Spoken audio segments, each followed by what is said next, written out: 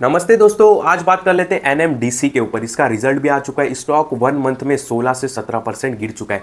इस वीडियो में जानेंगे कि भाई सपोर्ट क्या निकल के आता है, स्टॉक में क्या करना चाहिए, इसका रिजल्ट कैसा है। लोग बोल रहे कि भाई इसका नेट प्रॉफिट है वो तो अच्छा आया है पिछले क्वार्टर से, तो स्टॉक का प्राइस आखिर क्यों गिर रहा है, सारी बातें जानने की कोशिश करेंगे इस वीडियो में। तो टाइम पास नहीं करते, सीधा मैं इसके रिजल्ट पे ही लेके चलता हूँ। इसका मार्केट कैप है अराउंड अभी 62,000 करोड़ के आसपास, यानी कि ये एक मिड कैप की कंपनी बोल सकते हो आप।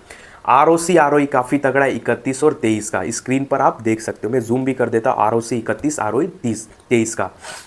डेप्ट है इनके ऊपर 3,360 करोड़ का, पर इसके अपोजिट में इनके पास रिजर्व भी पड़ा है, यानी कि कैश पड़ा है। इस बात का भी ध्यान रखना। सेल्स ग्रोथ इनका डिसेंट है, 11-12% का हमेशा ऐसा ही रहता है। नीचे जब आते हैं तो देखते हैं हम, ये देखो अभी इनका जो सेल्स है इस क्वार्टर में कितना है, 5,414 करोड़ का। पिछले क्वार्टर में कितना था, 6,479 करोड़ का। और पिछले क्वार्टर में इन्होंने रेवेन्यू यानी कि सेल्स ज़्यादा किया था, पर नेट प्रॉफिट कितना हुआ था, 1,410 का। पर ये क्वार्टर में इन्होंने सेल्स कितना किया, 5,414 करोड़ का, पर इनका नेट प्रॉफिट कितना आया, अराउंड 1,900 करोड़ के ऊपर। ऐसा क्यों हुआ है, देखो मैं सीधा साधा बताता हूँ। इनके एक्सपेंसेस पे क्लिक करते तो जो मटेरियल कॉस्ट है इनको नहीं लगा इस बार। जो एम्प्लॉय कॉस्ट है स्लाइटली वो भी कम हुआ है, जिसके वजह से नेट प्रॉफिट बढ़ता हुआ दिखाई दे रहा है। पहला रीज़न ये। इनका जो ओपीएम ऑपरेटिंग प्रॉफिट मार्जिन है 32% से 43% हो गया, जिसके वजह से नेट प्रॉफिट बढ़ता हुआ दिखाई दे रहा है। बाद में देखें तो अदर इनकम इनका ठीक है, उतना ही है, कम है। बाद में टैक्स भी इनके ऊपर कम लगा है 25% का, जिसकी वजह से नेट प्रॉफिट में हमको उछाल देखने के लिए मिली है। तो ये इस बात को याद रखो, ये हमेशा नहीं होता है, मतलब कभी कभी होता है। टैक्स का जो बताया और material cost up and down चलता रहता है इसमें, तो कभी नेट प्रॉफिट ज़्यादा आता है, कभी कम आता है। जबकि इसमें कैसा, अभी देखो इनका रेवेन्यू कम है पर नेट प्रॉफिट ज़्यादा है, क्योंकि टैक्स कम लगे, एम्प्लॉय कॉस्ट कम हो गया, बाद में एक्सपेंसेस है वो भी कम हो गया, मटेरियल कॉस्ट कम हो गया, जिसकी वजह से और ये बार बार नहीं होता है, कभी कभी होता है। और इसकी वजह से हमको स्टॉक दबाव में दिखाई दे रहा है, क्योंकि इनका रेवेन्यू गिरता हुआ हमको दिखाई दे रहा है। अगर मैं ईयर ऑन ईयर भी बात करूँ तो डिसेंट रेवेन्यू है, ज़्यादा कुछ फ़र्क नहीं है। नेट प्रॉफिट, हाँ अगर देखो ईयर ऑन ईयर भी मैं रेवेन्यू बात करूँ, जून 2024 में इनका रेवेन्यू कितना था, 5,414 करोड़ का, जो कि अब कितना है 5,300, सॉरी पहले कितना था, 5,395 करोड़ का। यानी कि नेट जो इनका रेवेन्यू है ईयर ऑन ईयर भी बात करें तो डिसेंट है, सेम है, जितना पहले था उतना अभी है। और इसके वजह से स्टॉक भाई दबाव में दिख रहा है। पर स्टॉक की जितनी सेल्स नहीं उससे ज़्यादा उसने रिटर्न दे चुका है, तो ये काफ़ी अच्छी बात है, और इस बात को याद रखना। बाद में नीचे जब आते तो देखो भाई, मैंने बोला था इनके पास रिजर्व है। इनके पास देखो 25,000 करोड़ के ऊपर का रिजर्व है। बोरिंग कितना है, 3,360 करोड़ के आसपास। बोरिंग में क्लिक कर दे तो लॉन्ग टर्म नहीं, इनके पास पूरा शॉर्ट टर्म बोरिंग है, मतलब ये 1 साल के अंदर पे करने का। इस बात को भी ध्यान रखना, तो कंपनी में प्रेशर रहेगा थोड़ा।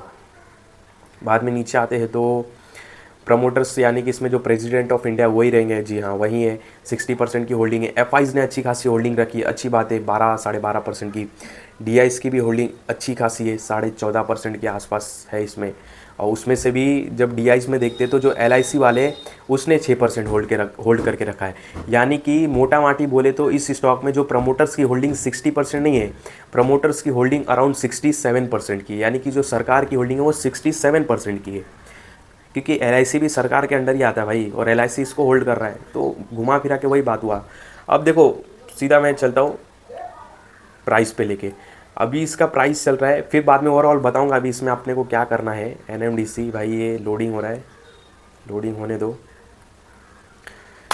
जहाँ पे अभी देख सकते हो इसका जो सपोर्ट है भाई 195 का स्ट्रॉन्ग सपोर्ट निकल के आ रहा है काफ़ी, क्योंकि पिछली बार भी ये यहीं से बाउंस बैक हुआ। तो 195 190 रुपीज़ बोल सकते हो, इसका काफ़ी स्ट्रॉन्ग सपोर्ट ही बोल सकते हो, क्योंकि 2-3 बार यहीं से ये जंप लिया था ऊपर और यहीं से सपोर्ट लिया था। तो 195 190 इसका काफ़ी अच्छा खासा सपोर्ट है। और ऊपर की ओर रजिस्टेंस में बात करूँ तो पहला रजिस्टेंस 248, उसके बाद फिर ये हमको 275 दिखा सकता है। ये रजिस्टेंस है इसके 248 275। स्टॉक 245 के ऊपर थोड़े टाइम रुकना चाहिए, थोड़े दिन रुकना चाहिए, मार्केट में अच्छी मूवमेंट होनी चाहिए। 248 के ऊपर रुकता है जब, तब जाके हमको ये 275 दिखाएगा। बोलने का मतलब ये है, मेरे बोलने का मतलब ये है कि मान लो कि स्टॉक यहाँ पे आ गया 240, सॉरी यहाँ पे आ गया 249 245 के आसपास जब आ गया, तो इसके ऊपर स्टॉक रुकना चाहिए, होल्ड करना चाहिए, मार्केट का मूड माहौल ठीक होना चाहिए, फिर हमको 270 280 के टारगेट्स देखने के लिए मिलेंगे। तो ये था सपोर्ट और रजिस्टेंस। अब बात करें कि इसमें क्या करना चाहिए। देखो इनके नेट प्रॉफिट काफ़ी अप एंड डाउन है, इस बात को ध्यान रखना। अप एंड डाउन यानी कि मटेरियल कॉस्ट अचानक से कम हो जाते हैं, फिर बढ़ जाते हैं, ऊपर से गवर्नमेंट का भी इसमें हाथ है। पर ये अच्छी बात है, ये डिविडेंड भी अच्छा खासा देता है। तो जिसने नीचे के लेवल से पकड़ के रखा है तो उनको मज़े है। बाकी इस लेवल पर भाई कुछ भी अभी नहीं बनता है, फ्रेश एंट्री वगैरह कुछ भी नहीं बनता है। सरकार की भी होल्डिंग है, इस बात को ध्यान रखना। ठीक ठाक है, स्टॉक चल रहा है। आयरन, स्पंज आयरन वगैरह बनाती है, जो स्पंज आयरन हो गया, और ओर वगैरह बनाती है। और मेरे ख्याल से बिजली बनाने के लिए यूज़ किया जाता है, और ये लार्जेस्ट मैन्युफैक्चरिंग है ओर बनाने के लिए। और आप सर्च करना ORE क्या होता है, आपको यूट्यूब पे गूगल पे समझ में आ जाएगा। ये आई थिंक आयरन में यूज़ किया जाता है और बिजली बनाने के लिए भी यूज़ किया जाता है। तो ये लार्जेस्ट मैन्युफैक्चरिंग है, ये जो NMDC है।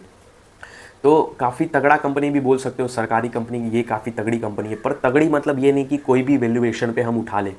वैल्यूएशन जब मैच होता है, अच्छे लेवल्स पे आते हैं, तब इसमें हम सोच सकते हैं कि कुछ एंट्री वगैरह करें। और ऐसे स्टॉक में हमारी ज़्यादा होल्डिंग नहीं होनी चाहिए, कम होल्डिंग रहनी चाहिए, जितनी हमारी ताकत रहे पैसे खोने की। सीधी बात समझ जाओ, क्योंकि भाई सरकार लोगों का स्टेक है इसमें। सरकार लोग कुछ भी कर सकते हैं, नेट प्रॉफिट ऊपर भी कर सकते हैं, नेट प्रॉफिट नीचे भी कर सकते हैं, टैक्स बढ़ा भी सकते हैं, टैक्स कम भी कर सकते हैं, कंपनी को ऊपर भी ला सकते हैं, कंपनी को नीचे भी ला सकते हैं।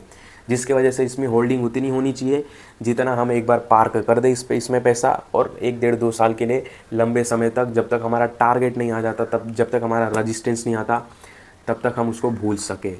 तो समझ गए भाई, NMDC के ऊपर ये था छोटा सा वीडियो। स्टॉक गिर रहा है, प्रॉफिट बुकिंग बोल सकते हो, या रेवेन्यू डाउन है वो भी बोल सकते हो।